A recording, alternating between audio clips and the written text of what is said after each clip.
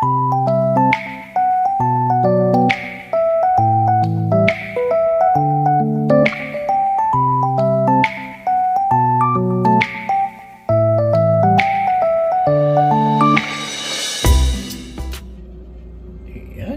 na naman tayo sa kusina. Magluluto na naman tayo ng ulam. Ayan. Ayan manok, patatas, red bell pepper, onion, garlic. Gamitan natin ito. Ayan, menudo apritada mix. Ayan. Tingnan natin kung gaano kasarap yung mamasitas na yun. Ayan, mag-gisa na po tayo ang ating sibuyas at bawang. Pagkatapos yan, isusunod natin yung manok.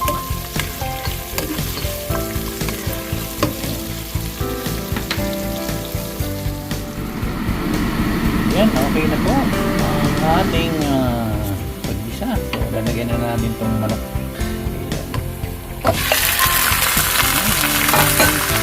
Papagkulangin lang natin yung manok. Siyempre, bago natin talaga ng sabaw. Ang sarsa. Kulahin lang natin itong manok. Takpan natin para ang ating manok. Ayan. Tama ko na rin itong patatas para yung madudurog man siya. Magkasama siya dito sa sarsa. Pampalapot din yan. Malalaki naman ang hiwa, so hindi naman yan sa totally madudulog. Lagyan natin ng tubig para lumambot. Malaga itong ating manok para lumambot siya. Laging timpahan nung mamasita apritada mix. Hindi lang natin lumambot ng may baby carrots o nakita sa rep. Ayan, lagyan ko na. Sinama ko na din para lumambot. Pero tinanggal ko muna yung patatas sa yun. Sobrahan niya.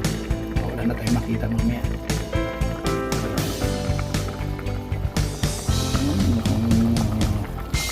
Medyo malambot na yung manok. Nalagay na po natin itong masita apritada mix para mas lumasa na yung manok. Ayan. Tinuna ko na po yan sa mainit na tubig. Ayan.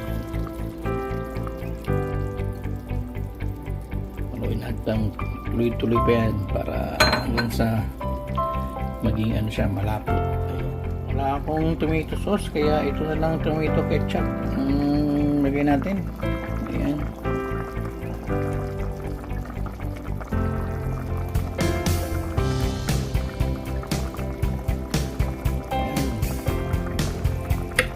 Timplantin natin ng konting asukal yan. Tsaka tingnan natin kung kailangan man timplahan ng asin. Yan, nilagay ko na rin ang bell pepper, red bell pepper para lumasa na. Sabay na.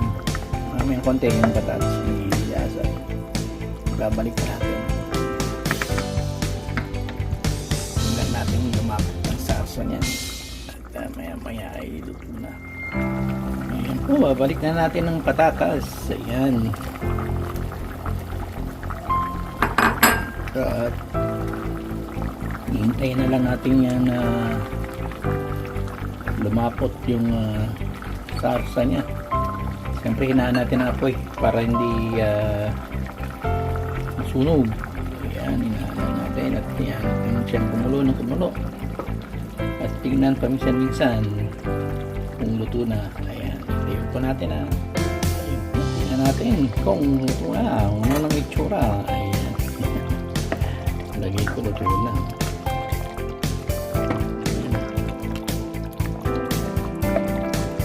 Tinanggal ko yung laman ng legs kasi pero nilagay ko pa rin yung buto. Ang galing naman yan mamaya. Ang palasa rin.